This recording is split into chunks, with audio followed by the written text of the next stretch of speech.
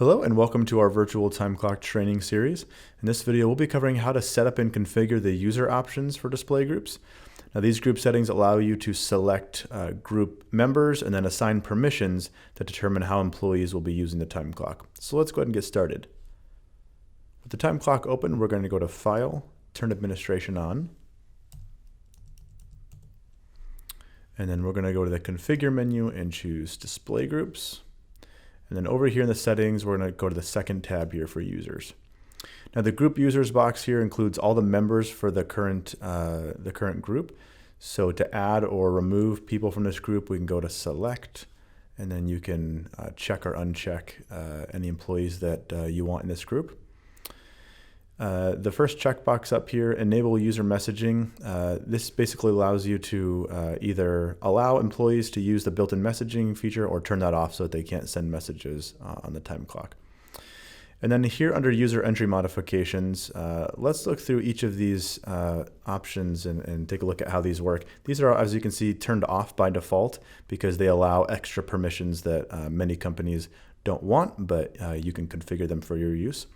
So create manual entries. This would allow an employee to enter their own manual time card punches.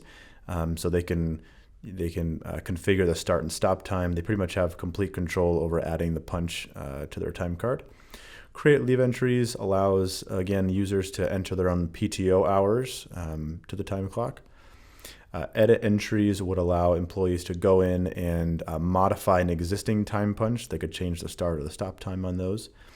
And then inserting breaks and lunches manually allows employees to find an existing time card entry and then insert a lunch or a break into that entry.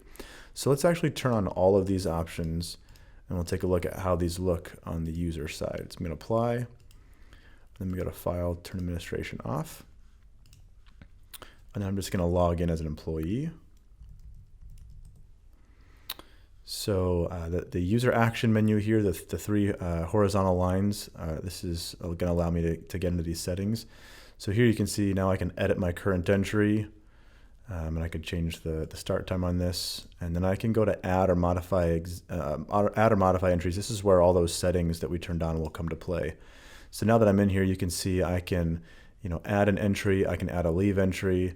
I can select this punch and insert a break into there if I wanted to.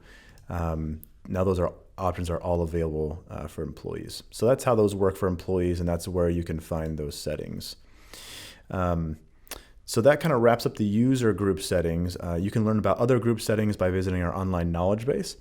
If you have additional questions about Virtual Time Clock, please visit our website to give us a call or send an email to service@redcourt.com.